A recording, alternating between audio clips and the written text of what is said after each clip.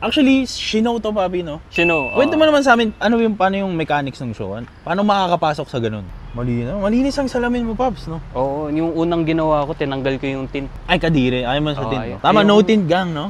Tama. Kasi yung ganitong look, parang classic na classic. Pilipin nyo, guys, oh. So, ang gawin mo, may pasok ka, schedule mo ng gabi, no? Oo, ganun talaga. Kung mag-apply ka ng trabaho, Oo. sabi mo, gabi ka lang pwede. O kaya pag alis ka ng bahay, madaling araw o gabi. Madaling talaga. Oo.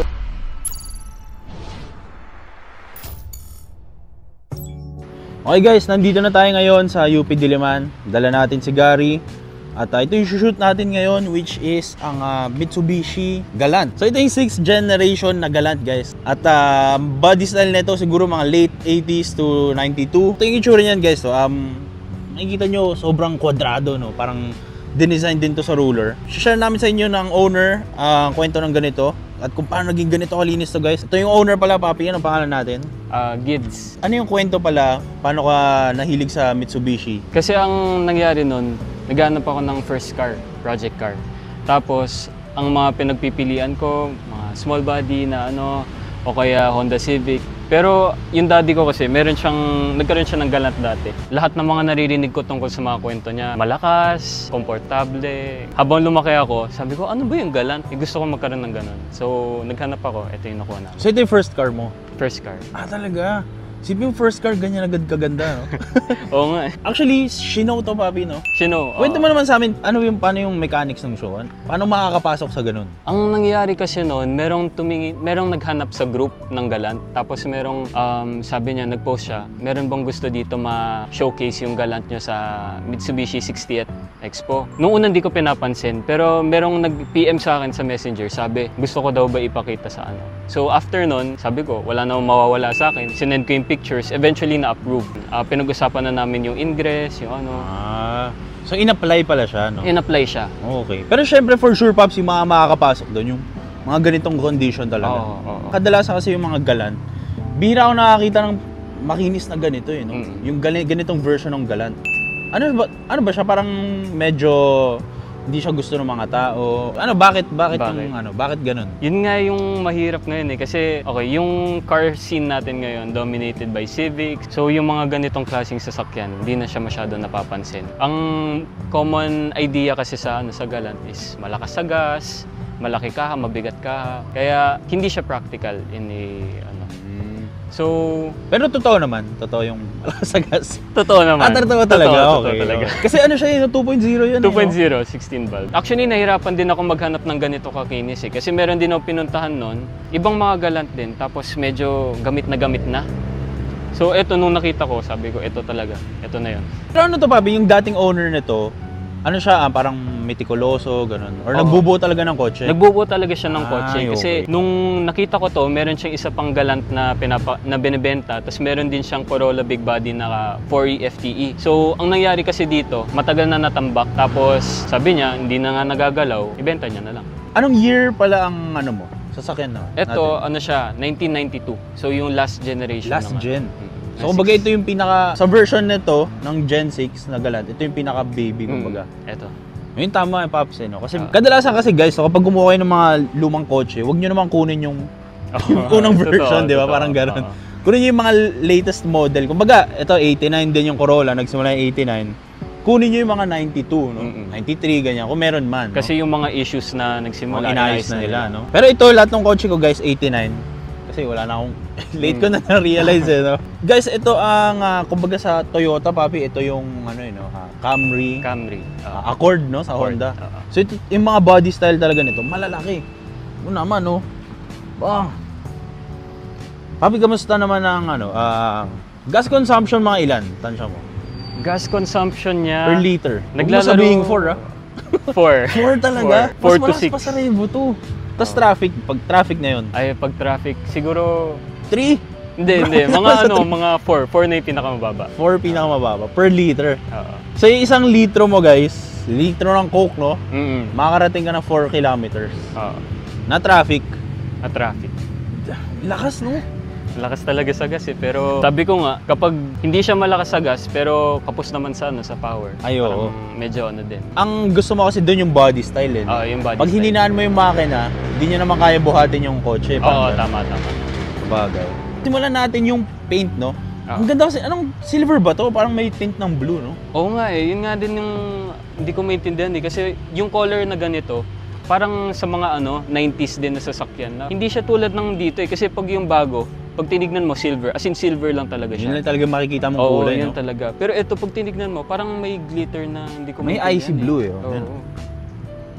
Hindi siya silver kasi si Cory silver eh. Ito, may blue eh, no? Parang may bluish, gray, hindi ko maintindihan. Ay, tanong ko lang, Pops, to, kasi ilang taon ka na? 21. 21. Bakit ka naman nahilig sa mga lumang sasakyan?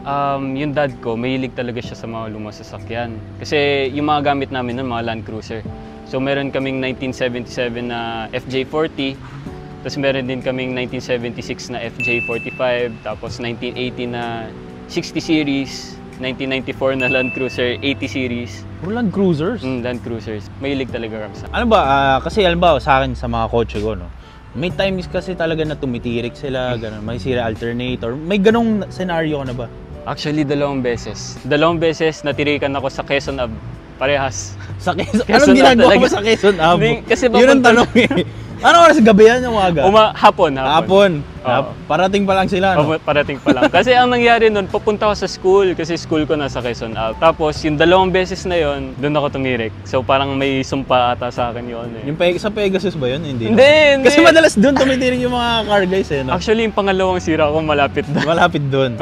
Huwag kang titirik doon. Pero yung sa'yo, totoong tirik yung sa'yo. Totoong tirik talaga. Yung unang tirik ko was... Ano nangyari? Kasi parang sa ganitong condition, Pops, hindi siya nasisira yung ganitong itsura. Ano nagisira ng sa'yo? Ang kasi, malala yung unang sira ko kasi clutch eh. Bumigay yung clutch ko. So, nasa Quezon Ave ako, traffic pa nun. Tapos parang binabalance ko lang. Tapos parang mamamatay na siya lagi. Eventually, nakakanan ako pagkatapos sa Pegasus. Sa classmate na yun? Oo. Sa classmate na yun, no? Merong paakyat, tapos doon ako tumigil. Tapos yung pangalawa naman Paano ginawa? Ano yung 40 series namin, sinundo ako doon. Hinatak pa uwi. Yung pangalawang beses naman, alternator. Nalobat ka mag-isa? Nalobat ako mag-isa. Tumirik din ako. Ba't hindi umilaw yung battery gauge? Yun nga kasi nung una, hindi ko masyadong pinapansin. Tapos nung ginawa na, sabi sa akin, dapat lagi ko pala titignan. So sa akin din naman. Tsaka ito yung pangatlo, kasi naiwan natin yung susi, no? Iwan susi. Ang nangyari kasi guys, pinapark niya rito kasi ito yung magandang angle eh. Tapos ako, kanina iniiwan ko lang yung mga pinto ko bukas kasi baka maiwan ko yung susi. Ngayon si Papi ito, sobrang excited niya. Mag-vlog kami. Nasara niya yung pinto, no? Oo. Sa akin yun, sa akin. Sa'yo yun, tol. Oo, natuwa ako masyado eh. Pero guys, papunta naman na Lalamove. So, in a while, papasukin natin yung interior nito. Papi, tanong ko lang, no, yung mugs na ganito, ito ba yung stock niyan? Stock yan, stock. Pero parang malaki na agad siya, no? 15s ba yan? 15s, oo.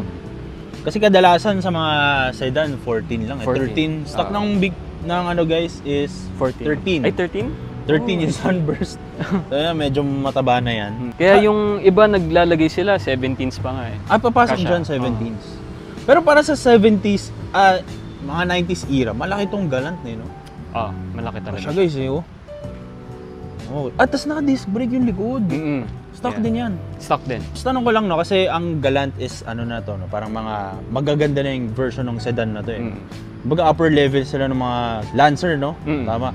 Ano yung pinagkaiba ng mga variants nito? Kasi ang GTI, yun yung pinaka-highest trim ng Galant eh. So yung sa iba, ang alam kong variation was merong rinelease na, drum brake sa likod. Tapos merong rinelease na 4G63 naman, pero instead of 16 valve, lang siya, SOC siya. Nakalagay dito guys, mamaya papakita namin yung engine. 2.0 siya na ano. Ano to Papi? 4G63 din eh, no? 4G63 2.0 na dock. So ito yung tinatawag nilang Evo Zero, no? Yes, actually yung to be more specific yung VR4. Pero ito, yung layout niya, yung itsura niya, kamukhang-kamukha niya yung VR4. So, kasi yung VR4, yun yung naka-turbo. Naka-turbo siya, tapos all-wheel drive din. Ito front-wheel drive. Pero yung itsura, ito na rin yun. Ito din. Kasi VR4 guys, yun yung parang, tama ba? Ginagamit sila sa rally dati. Rally, oo. So before magkaroon ng Evolution, ganitong itsura nun. Pero Yes. VR4 lang. Yes. Ang nangyari kasi noon, nung gamit nila yung VR4, napansin nila medyo malaki yung katawan. Mabigat, no? Kaya nilipat nila yung platform sa sa Lancer na mas compact. From there, naging Evo na. Yung kwento nun, guys. So ito yung The Godfather, no? Pero hindi ganito mismo, VR4. Papi, may VR4 ba dito sa Pilipinas? Meron ako nakita actually for sale. Na, Talaga? Pero bihira lang din. Ba't pala hindi VR4 yung kinuha mo? Una, kasi mahal. Yung price nun is around 500,000 pataas. Ganun? Oo. And pangalawa, okay na ako dito. Masaya Ganito, na ako. no? Para comparison, ang laki ng likod nito, oh. Damn. Ang sumunod nito, guys, is yung Ray-Ban. Pops, no? Ray-Ban, oo. So halos ganito rin yung likod, no? Yes. Nagkaroon lang ng gitna. Oo, tama. May gitna siyang Tapos, yung mukha, mamaya ito yung comparison niyan. Ito yung itsura niya sa harapan. Tsaka ito, Pops, parang naka-body kits na agad siya from a stock, eh, no? Yes, yung GTI niya, yung GTI version, parang naka-body kits talaga. So meron siyang ganun dito, tapos mas malapad ng konti yung may cladding siya. Yung mga galant. Ano ba tawag sa galant na to? Ito, Galant GTI. Merong MPI, merong Super Saloon. So yun yung lower levels na. Yung Super Saloon, yung pinaka Yes, base basic? level. Talaga? Mm-mm. Ano yung sunod? MPI? MPI without the claddings, tapos automatic, and SOC ata eh. Pero yung Super Saloon, parang pag pinakinggan mo yun yung exclusive, eh. Oo nga, actually. Pero sila yung naka-drum brake? Yes. Yung Super Saloon? So yung Super Saloon hindi nakaganyan, yung parang... Hindi. Ang Super talaga? Saloon parang bilog eh. Bilog yung ganito nila. So, Wala kung gusto mo pala ng ano ba tawag sa ganitong galant? Kumbaga, small body, ano tawag sa kanya? GTI? GTI talaga eh, GTI. So, ang way to go, pag kuha ng ganitong bodies, GTI talaga tatargetin? GTI, oo. Kasi, ganda guys, so tignan mo naman. Parang from a stock, ready to race, eh. Naka-cladding, no? Oo. Naka-chin din to. Hindi, Pero yung medyo mas mahaba yung chin. Oo, mukha siyang may ganun eh. Yung sa MPI naman, bilog din. Wala siyang... walang pa ganun? Wala. Okay. Sipin nyo guys, no, from stock may ganun. Tsaka yung paint nito. Papi, hindi ba bulutungin yung mga ganun? Actually, parang bihira lang yung naririnig ko na na Hindi tulad ng binubulong mga, ko. mga Honda na may pandikit kasi, no? Ang nakakatawa nga eh, kasi bumili ako ganito knowing na marami akong parts na makukuha from part outs. Sa mga part out na nakikita ko, hindi naman kalawangin. So, mukhang matibay naman yung kahan. Tsaka bihira ang mga nagbubuo ng Mitsubishi Pops, yung mga Lancer, no? Bihira lang talaga. Hindi ba, one reason ba is mahal sila o hindi? Preference lang din talaga na yung iba mas prefer nila na mas compact yung sasakyan tulad ng mga Honda Civics nga. Pero kasi eto, sabi nga merong nagsabi si Tusog ata yun. Sabi niya, pag magbubuo ka ng ganito, passion build talaga. Gagawa ka dahil gusto mo. Hindi yung dahil ibebenta mo. Yan. Magkano ba mga presyo ng mga...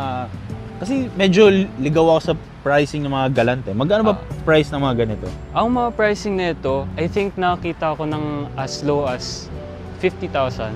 Tapos as high as 250. Ito based lang sa marketplace. Kami ko pang ginawa after that eh. Tulad nung pagkakuha namin, di gumagana yung handbrake. So nag-source pa ako ng handbrake. Tapos yung brakes niya lahat, kailangan i-reface. Pinalitan ko rin yun. Yung gulong din, yung mga basic na Pero after nun, saka naglabasan yung mga sakit. Tulad ng clutch, tapos yung alternator. Ganun talaga pag second hand eh. Pasok di ba yung mga T37 sa ganyan? Pasok naman, mga T37. Pero parang bihira ako nakakita. No? Oo, kasi yun yung challenge dito eh. Kasi yung styling niya, parang BMW na luma. Ay, oo. Yung ganun. No? So, yung mga tingin kong bagay dito, yung mga BBS na Pang Euro, no? Oo, pang Euro. Pero bagay. hindi ko pa alam eh. Naghahanap pa ako. Pero maganda yung mugs niya eh, no? Wala Yes. talaga siyang galant na nakalagay? Or Mitsubishi? Wala. Actually, meron dapat dito. Nabura na? Oo, hindi ko alam eh. Kung basta sabi ng previous owner, nagtataka din siya bakit wala yung... So guys, no? Parang pati yung mugs pinaint ng same body color. No? Yes, oo. Pero iniwan yung lip. Ayun, no? Yung lip parang bakal pa rin. Eh. So ito yung sinasabi natin kanina, yung bumper. Wala siyang parang lip. Yes, ito. Parang may ganun siya dito. Yung stock, yung MPI. MPI, bilog lang. Bilog lang, parang pag ganun. Okay. Ang maganda yung mukha, no? Okay, so hintayin muna namin yung susi nito. Weird siya kasi guys, nakabukas dito. Ayun, naka-open. Pero hindi namin mabuksan. Good thing may spare key ka. Yes, on the way na rin. Anong mabibigay mong tips sa learning natin ngayon? Naiwan yung susi. Mag-iwan ng bukas na pinto, no? Oo, dapat paglalabas ka ng sasakyan mo, laging nasa isip mo, baka mag-lock. Ngayon lang nga nangyari sa akin. Ano to, papi? Ano siya? Centralizing lock? Yes, oo. Pag maglalak siya mag-isa? Maglalak siya. Ay hindi, yung ano nangyari kasi dito, lumabas ako, ito lang yung naka-open. So bali yung tatlo nakalock siya. Ang nangyari, pagka-close ko, siguro yung lakas, bumaba siya ng konti. Oo. Pero meron din siyang switch na centralized lock. Pero hindi siya masusungkit guys kasi hindi ko alam paano sulitin. Malinis ang salamin mo, natin yung susi, no? Oo, yung unang ginawa ko, tinanggal ko yung malinis ang salamin mo, Paps, no? Oo, Ay, kadiri. Yung unang ginawa ko, tinanggal ko yung yung no-tint gang, no? Ay, kadiri. Kasi yung ganitong look, tama, no-tint gang, classic no? na classic. Kasi yung ganitong look, parang classic na classic. Nyo, guys, sa lahat ng kotse ko, ang nakatint lang yung mga modelo. Pero ito, wala, ayoko mag-tint, no? Kahit mainit. Totoo. Tiis pogi. Tiis pogi. Ang gawin mo, may pasok ka, schedule mo ng gabi, no? Oo, ganun talaga. Kung mag-apply ka ng trabaho, sabi mo, gabi ka lang pwede. O kaya pag-alis ka ng bahay, madaling araw o gabi. Ganun talaga. Matulog, baguhin mo na yung lifestyle mo, no? Ito pala, Paps, shoutout pala sa sa car group ko, Club Apollo. Yan. Ano to? Ito sa village nyo? Sa village yan. Shoutout sa Apollo Club 005. Yes, sir. Ito na guys, yung susi ni, tropa natin. A magical key. Okay, so papasukin natin yung loob and yung makina. Okay, dumating na yung susi na, Papi. Asan yung susi, no? Ito, dalawa na yan. Oh, isa dito, isa dito. Diba? Okay, pwede natin pasukin yung interior. Sige. Silipin natin. Bago natin natuloy ang ating video, gusto ko muna i-announce sa inyo na favorite nating betting site, which is si 1xBet, is meron na silang application sa inyong Android and sa inyong iPhone. Meron na sila sa App Store and sa inyong Play Store para sa inyong mga phone. Kasi dati guys, website lang sila nag-ooperate. Ngayon, may sarili silang application sa phone. Tsaka maganda rito, dahil syempre meron na silang App Store, meron na silang mismong application sa phone, makakapag-deposit na kayo using your GCash account. So, syempre, sa time natin ngayon, lahat na tayo meron GCash. So, mas pinatali ng 1xBet yung pagbebet natin sa mga laro. So, paano nga ba download yung 1xBet guys? So, syempre search mo lang sa App Store or sa Play Store mo 1xBet, tapos lalabas tayo. Ang maganda dito sa 1xBet, kapag new player ka pa lang, pwede mo gamitin yung promo code natin na Rich Potato. Lagi mo lang, mamaya papakita ko sa inyo kung paano gumagana. And again guys, $100 to, hindi to 100 pesos lang, dollars ang pinag-uusapan natin. Click nyo lang yung link nasa baba, comment section down below or nasa description, tapos mapupunta kayo sa page na to. So tara! So napakadali lang mag-register dito guys. Siyempre click nyo lang yung green sa taas, register. Tapos sa code dito may lalagay yung phone number mo. Ito rin yung gagamitin mo pang login mo. Tapos dito nyo magagamit yung Rich Potato na code. Siyempre $100 yan guys na bonus, di yan pesos, dollars yan. So napakadali lang mag-register, makakapag-bet ka na agad. So siyempre kailangan mo maglagay muna ng pera para makapag-bet ka dito sa betting site. Kaya siya betting site, diba? So maganda sa betting site na to, sobrang daming laro. Siyempre meron ditong football kung fan ka ni Messi o ni Ronaldo. Tennis, meron din. At siyempre yung paborito ng Pinoy, hindi mawawala talaga dyan yung basketball. Pwede ka tumaya dito, NBA, PBA, at kung ano-anong liga pa. Yun ang maganda dito sa 1xBet, sobrang daming varieties ng mga laro. Sobrang user-friendly ng app na to, so hindi ka talaga malilito, hindi ka maliligaw. Subukan nyo na tong 1xBet, wala namang masama sa pag nagtatry. Alay mo, kayo na yung susunod na swerte. Ito, kunin ko lang. Mga sarado, no? Oo. Ito pala yung yung certificate ng. Ito yung nung nakaraan. Ng Expo. Okay. Tsaka parang luma na rin yung papel, no? Pero bago lang yan. Bago lang to. Nilagay nga din. Binigay sa amin, nakaganito na yun. Okay. Anyway. Anong meron dito sa interior natin? Very stock ito lahat. Wala akong ginalaw dyan. Kahit yung mga louvers. Original lahat yan. Tapos, ito original din. Makikita mo dito, Mitsubishi Motors. Ayaw man. Tapos yung niya din, yung tawag dito, yung manual.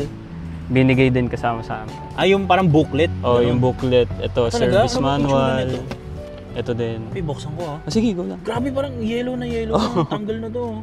Ito din kasi yung owner neto, parang yung pinagbilhan ko, parang second owner siya. So, etong mga nabigay pa rin sa kanya. Yan. May mga ganun. Pero hindi niya ginamit, no? Hindi ginamit eh. Okay. Pero kailan na tinakbo nito? Ito, original 253,000. 253? Tapos ganito kakinis. Ganito kakinis.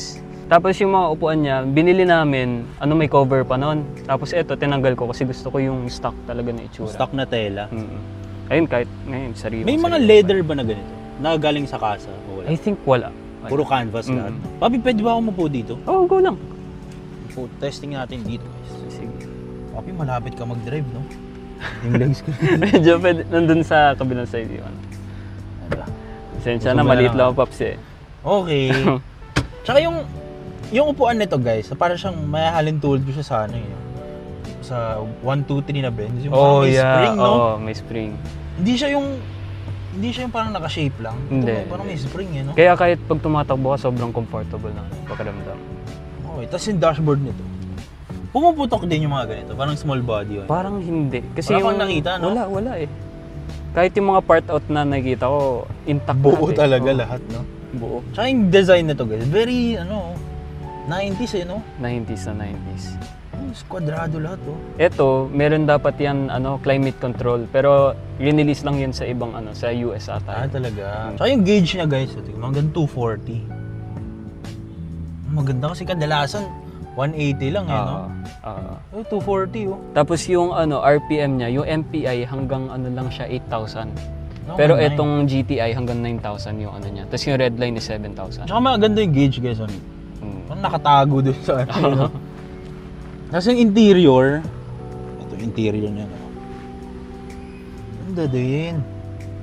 May armrest, ang laki ng armrest, oh. Tapos ito siya, Rally Art, original Rally Art na shift knob. Tapos yung yung mekaniko na pinagawa ko to noon, nilagyan niya ng short shifter niya. So di ko alam kung gaano ka-effective, pero umikli. Maiksi na? Umikli na siya compared sa dati. Oo nga, no? Maganda yung shape, no? Maganda, no? Ang mahirap lang dyan pag pinark ko sa tanghaling tapat. Ang init. Mainit. First gear ka lang pa uwi, no? Oo. Nasa ito yung likod, guys, oh. May armrest. Tsaka may Yes, seatbelts. Oo. Sariwa lahat. Kahit ito, naghanap pa nga ako ng ganito eh, yung cover na yan. Dati Kasi wala. Dati basag. Tsaka siya, guys, oh, yung siding sa may ilaw, no? Ito yung mga signs na maganda yung kotse, no? Medyo upper level, no? Oo. Pero Pops, no, napansin ko lang, guys, no? Kapag nakasay kayo dito, parang sa akin masikip siya, eh. Oo. Hindi siya, kasi sa labas, malaki, no? Parang akalain mo na mas maluwag dito, pero parang hindi naman. Kasi ito na yung farthest na upuan ko, guys. Tama ba? Ito na yung dulo, eh, no? Parang, yun na. Kahit sa likod eh. Ito na yung dulo. Hindi siya gaano kaluwagan, eh, no? Oo. Kasi iniisip ko kapag nakasakay ka dito, ay ba yung Camry? Nakasakay ka ba sa Camry? Yung ka-level? Medyo mas maluwag yun, no? Mas maluwag. Ang lapad kasi nito, unti lang pa ganun. Pero yung pag ganun, Yung parang mahaba, same lang. no? Oo. Tama. More on lapad siya. Okay. Kahit nga ito, nung unang kuha ko, naninibago ako. Kaya nga yung sitting position ko naka-recline eh. Kasi kapag malapit ako, tumatama yung pa ako dito. So hindi talaga siya for like yung mas matatangkad. Ako kasi average na. Pwede natin silipin yung makina. Sure. Siyempre dito. Ito yung gusto natin, guys. Yes, sir. Silipin natin. Huwag mo, nasa yung susi, ah. Nasa akin, dalawa. Pwede isa na to. Triple check na palagi, eh, no? Ang laki ng makina, guys, oh. Ayun. So ito, anong makina natin, Bobby? Makina na to is 4G63 na 16 valve 2.0. Tapos, ang ginawa ko lang dito is 4-1 headers. Tapos, yun, naka full exhaust siya. Okay, so ito is EFI na, no? EFI, yes. Weird nung filter, oh. Oo nga eh. Bakal, eh, no? Parang covered siya eh. Okay. Gusto ko sana palitan ng yung cold air intake someday. Hanap ako ng ganun. Pero saan ang lab kuhaan niya dito na ito? Dito, oo. Pero ayan talaga design o may pag ganun? Kasi parang may butas Meron, dito, no? meron. Yung iba kasi, parang dito ata dumadaan or something. Parang dito. Okay. Parang na ito. Laki rin eh, no? Oo. So, anong pinagkaiba nito sa makina ng Evolution? Ang Evolution, lagi ang difference is yung turbocharge. Ito lang yung pinaka-basic ng 4G63. Pero, itong 4G63 na to, same makina ng Evos 1, 2, and 3. Ang difference lang talaga yung turbo. So, nilagyan ng turbo, magiging pang Evo na siya? Yes. Oo. Okay. Ano to eh, no? Parang mas bihira to sa mga Toyota, no? Kamusta yung pyesa ng ganyan? Yung pyesa, meron naman nakukuha, pero hindi as common as Corolla or yung mga ibang Toyota. Kasi sa Toyota, kahit saan ka pumunta, meron eh. Kahit anong auto supply, no? Okay. So, masasabi mo ba na mas mahal bumuo ng Mitsubishi? Lalo na Galant eh. I think Hindi naman sa mas mahal, pero dapat mas marami kang patience sa pagbuo ng ganito. Kasi hahanapin mo talaga yun parts. Guys, pag nakadaan kayo rito, nakasakay kayo dito, ano siya, no? Tahimik din, no? Tahimik sa loob. Tahimik sa loob, eh. Ito mga lubak. Ano to? Stock springs? Stock height? Lahat? Okay. 90s na 90s, eh, no? Pati yung amoy, eh, no? Hindi mo mawawala yung 90s na amoy kahit anong pabangong ilagay mo, kahit anong laba, no? Totoo. Dapat regularly ka naglalagay ng pabango. So dito, anong ginagamit mo dito? Wala? Dito, wala. Wala man. Tsaka hindi ka takot mag-ano, no? Kasi hindi siya naka-lowered, eh, no? Sakto lang yung height niya, eh.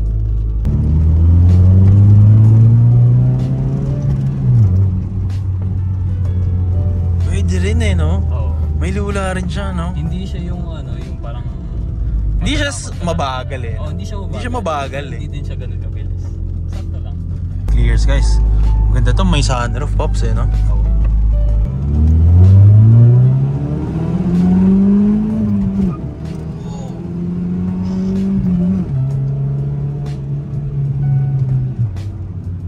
Pwede rin. Damn. Kumakawin siya ng second gear, no? Pero tahimik, no? Hindi mo mapapansin, guys, na parang masa mabilis tayo na kotse.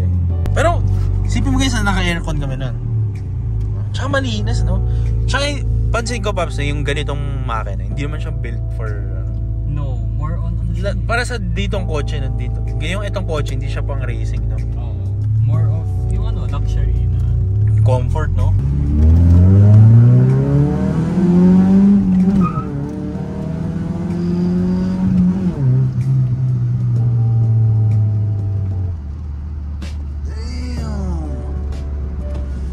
Kumakamot sa second gear to. Yes, sir.